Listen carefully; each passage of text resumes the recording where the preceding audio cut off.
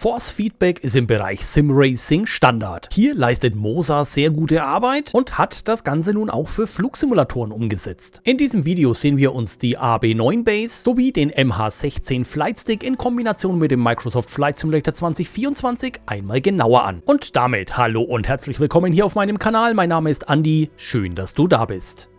Moza Racing hat sich am Sim-Racing-Markt fest etabliert und durch den Aufwind aus dieser Erfolgsgeschichte kann man mittlerweile mit Moza Flight auch entsprechend abheben. Die Grundlage für meinen Aufbau bildet die sogenannte Flight Base Clamp. Die Klammer ist komplett aus Metall vormontiert und bringt sämtliche Schrauben und Werkzeuge mit, um sie in allen möglichen Optionen montieren zu können. Beim Flight Stick handelt es sich hier um den MH16. Darüber hinaus bietet Moza Flight den hier eingeblendeten MA3X Sidestick außerdem auch noch an. Der MH16 kommt wie alles andere hier super verpackt bei mir an. Die farbige Bedienungsanleitung ist auf Englisch und Chinesisch und Montagewerkzeug sowie Schrauben für einen eventuellen Umbau liegen ebenso bei. Der Steuerknüppel besteht aus einer Aluminiumlegierung in Luftfahrtqualität und ist mit Autolack lackiert. Langlebigkeit, hervorragende mechanische Leistung und thermische Stabilität sollen dadurch gewährleistet sein. Die abnehmbare modulare Komponente ist vormontiert und findet in meinem Setup direkt auch so Verwendung. Dadurch haben wir insgesamt 30 Eingangssignale, die wir allesamt frei entsprechend zuordnen können. Das Kernstück des Setups ist ohne Frage die Moza AB9 Force Feedback Base. Auch hier möchte ich es nicht versäumen, nochmals zu erwähnen, wie sensationell gut das Ganze verpackt ist. Größe und Gewicht lassen bereits im Ansatz erahnen, was für ein Kraftpaket wir hier vor uns haben. Die Konstruktion ist auch hier ebenfalls aus einer Aluminiumlegierung in Luftfahrtqualität. 2 Servomotoren wurden hier verbaut, die insgesamt ein Spitzendrehmoment von 12 Newtonmeter erreichen. Auch der Basis liegen wieder sämtliche Schrauben und Werkzeuge bei, um das Ganze bei sich zu Hause in die ideale Position zu bringen. Das beiliegende USB-Kabel, also von der Flight Base zum PC, hat eine Länge von 1,90 Meter und das Stromkabel hat eine Gesamtlänge, also von der Flight Base inklusive Netzteil bis zur Steckdose von 3,30 Meter.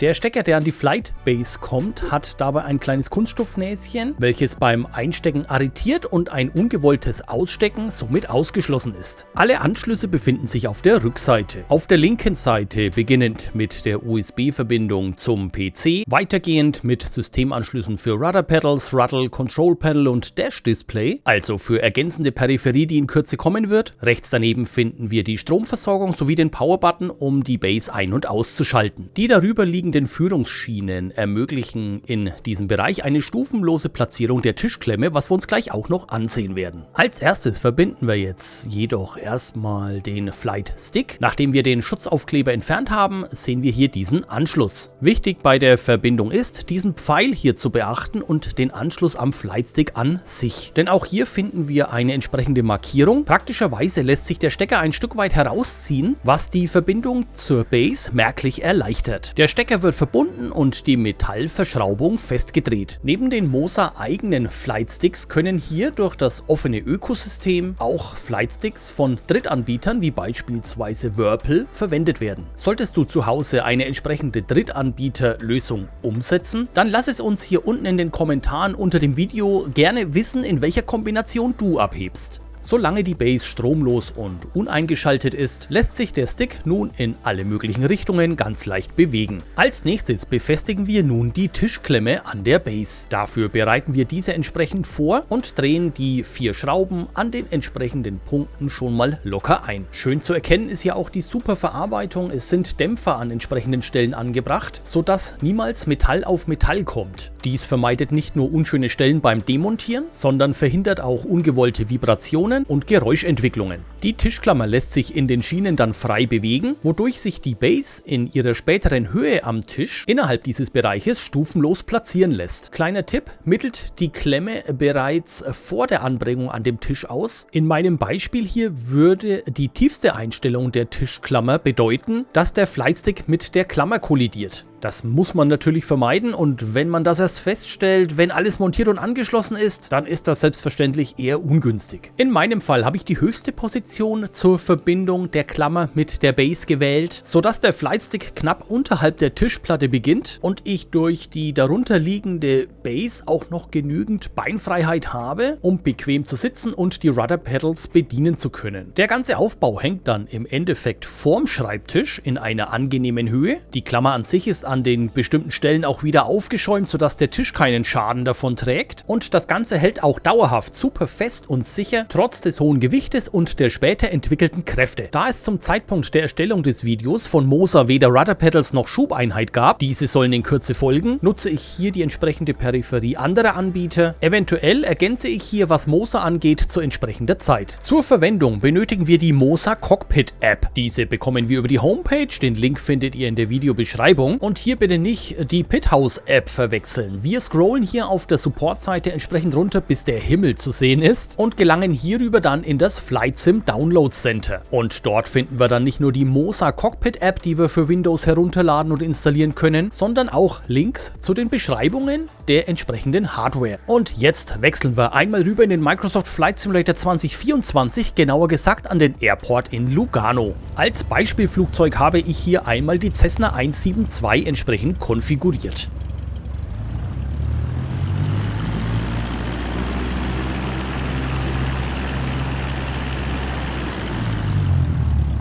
Wir lassen hier für ein paar Tests natürlich mal alle Regeln beiseite. Die Parkbremse aktiviert.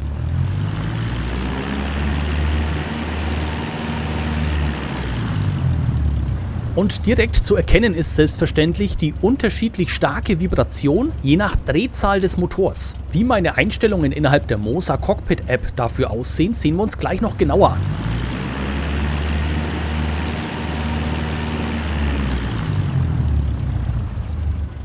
Ich kann mich noch super gut an den ersten Moment erinnern, als ich das erste Mal ein Force-Feedback-Lenkrad in einem Rennspiel verwendet hatte. Und genau dieses Wow-Gefühl, einschließlich dauerhaftem und breitem Grinsen im Gesicht, habe ich auch bei der Verwendung dieser Kombination hier.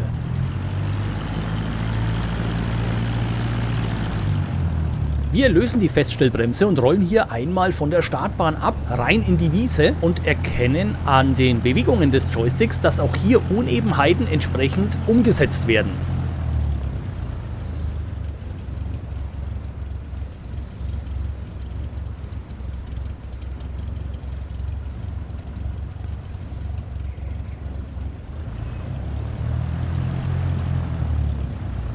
Also ganz ehrlich, das fühlt sich alles komplett verrückt an. Also positiv verrückt. Man kennt das so eben nicht und erweitert das komplette Flug, beziehungsweise wir sind ja noch keinen Meter geflogen hier, das komplette Erlebnis um eine weitere Ebene. Nun lassen sich innerhalb der Moser Cockpit App eine Vielzahl von Einstellungen vornehmen, zum Beispiel auch zu Vibrationen, während man die Flaps betätigt. Um hier einen groben Überblick zu bekommen, denn auf jedes Detail kann ich innerhalb dieses Videos natürlich nicht eingehen, holen wir uns die Cockpit App hier einfach mal mit auf den Bildschirm. Wir klicken hier links oben einmal auf das Home-Button-Icon und sehen dann in der Mitte unsere verbundene Hardware. Über Icon Nummer 2 gelangen wir zum Flightstick. Hier definieren wir, welchen Flightstick wir überhaupt verwenden. Der MH16 ist das in meinem Fall. Hier stehen aber zum Beispiel auch die vorhin erwähnten Flightsticks von Whirlpool in einer Vorauswahlmöglichkeit. Darüber hinaus sind hier dann zum ausgewählten Flightstick alle Buttons entsprechend nummeriert, was die Konfiguration im jeweiligen Flugsimulator natürlich enorm erleichtert. Im Microsoft Flight Simulator 2024 muss alles von Grund auf konfiguriert werden. Es gibt kein Standard-Preset. Das nächste Icon ist dann die Base und bringt uns zu deren Einstellungen. Auf der ersten Seite finden wir Presets zu diversen Simulatoren. Teilweise sind welche hinterlegt. Im Fall des Microsoft Flight Simulator 2024 beginnen wir hier bei 0 und erstellen eigene Presets von Grund auf. Bei Simulationen, die schon länger auf dem Markt sind, gibt es entsprechende Presets, die genutzt werden können. Kleiner Tipp, für den Microsoft Flight Simulator 2020 ist zum Beispiel die Cessna 172 als Preset vorhanden. Orientiert euch beispielsweise daran, wenn ihr eine Cessna 172 für den 2024er erstellt. In der Mitte der Basic Settings stellt ihr dann beispielsweise grundsätzliche Einstellungen zum Force Feedback ein. Auf der rechten Seite können wir beispielsweise den Flightstick kalibrieren und sehen den Ausschlag in die jeweilige Richtung, hier mit dem grünen Punkt dargestellt, inklusive der dagegen wirkenden folgenden Kräfte, dargestellt durch den roten Punkt. Über die Reiter oben finden wir weitere mögliche Einstellungen. Unter den Expert-Settings beispielsweise Einstellungen zur Dead Zone. Unter Telemetrie Force Feedback wird es dann wieder super interessant, was das Force Feedback allgemein angeht. Denn hier werden sämtliche Detaileinstellungen vorgenommen. GeForce-Effekte, Effekte beim Einstellen der Flaps, Effekte bei der Verursachung von Schäden, Effekte beim Einstellen des Fahrwerks, beim Einstellen der Speedbrakes, der Spoiler, Kräfte, die durch Turbulenzen ausgelöst werden können. Im Grunde kann man zu allen relevanten Themen verfeinerte Einstellungen durchführen. Und auf der linken Seite befinden wir uns hier lediglich bei den generellen Aircraft Effects. Mittig finden wir dann noch Einstellungen individuell zu Propellerflugzeugen und hier wird dann beispielsweise eingestellt, wie intensiv die Einstellungen sein sollen in Bezug auf die RPM, also zur Drehzahl des Motors. Meine hinterlegte Einstellung bei der Cessna 172 im Microsoft Flight Simulator 2024 in Bezug auf das Force Feedback bei geringer Motordrehzahl liegt lediglich bei 15%. Also diese starke Flightstick-Vibration, die wir bis hierhin jetzt gesehen hatten, lag lediglich bei 15% der möglichen Kräfte, die auslösbar sind. Wir gehen hier mal auf 30% und das Maximum, was ich hier jetzt einstellen möchte, ist tatsächlich die Hälfte, also 50%. Der Flightstick ist förmlich am Ausflippen, währenddessen die Flight Base und auch der Tisch erstaunlich ruhig bleiben. Was ich damit verdeutlichen möchte, die Kräfte, die hier punktuell auslösbar sind, sind der absolute Wahnsinn. Ich bin hier wieder auf meine Grundeinstellung mit 15% zurückgegangen, wobei wir für dieses Video auch bleiben werden. Im weiteren Verlauf können wir hier unter Telemetrie Force Feedback im Bereich der Propeller Aircrafts noch weitere individuelle und detailreiche Einstellungen vornehmen. Wenn wir hier rechts weitergehen, können wir Effekte einstellen für düsenbetriebene Fluggeräte. Hier habe ich mir beispielsweise für den Microsoft Flight Simulator 2024 ein Preset für den Vision Jet angelegt, um Einstellungen für den Düsenantrieb vorzunehmen. Und was in diesem Zuge selbstverständlich auch nicht fehlen darf, sind individuelle Einstellungsmöglichkeiten für das Force Feedback bei Helikopter. Auch alle anderen hier nicht aufgeführten Fluggeräte, wie beispielsweise Segelflugzeuge, profitieren von den Basiseinstellungen des Force Feedback. Über die nächsten beiden Punkte können wir Detaileinstellungen zu den Achsen vornehmen, einmal Travel, einmal Force.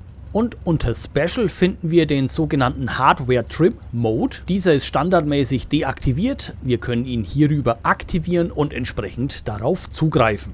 Die nächsten beiden Punkte ermöglichen den Zugriff einmal auf den Throttle und einmal auf die Pedale. Beides ist, wie bereits erwähnt, zum Zeitpunkt der Erstellung des Videos noch nicht verfügbar.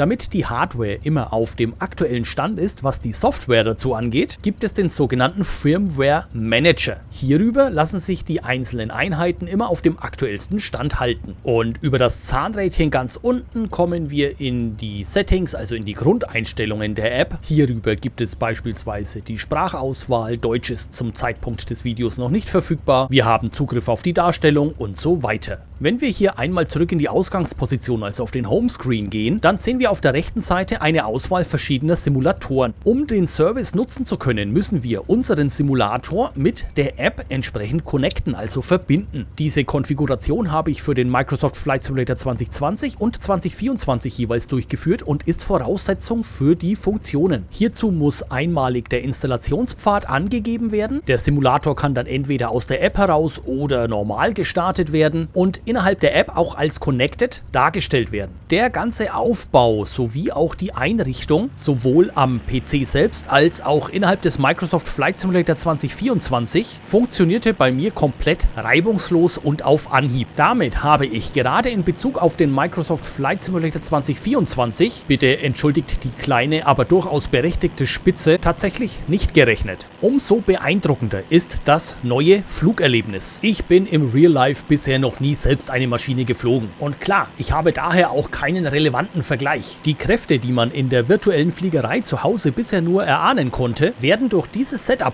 plötzlich spürbar. Sowohl am Boden als auch ganz massiv in der Luft. Und ich kann für mich absolut feststellen, dass in all den Setups, in denen ich bisher im Microsoft Flight Simulator unterwegs war, diese Flugerfahrung hier die beste ist, die ich bis hierhin hatte. Ich gehe fest davon aus, dass zu dieser Hardware auf meinem Kanal weitere Videos bzw. Livestreams damit folgen werden. Ich hoffe, dir mit diesem ersten Video hier einen guten ersten Einblick in die Hardware gegeben zu haben. Für Fragen bzw. Ergänzungen nutze bitte die Kommentarfunktion hier unter dem Video. Däumchen und Abo bitte nicht vergessen. Ich bedanke mich ganz herzlich fürs Zuschauen, wünsche eine gute Zeit und bin raus.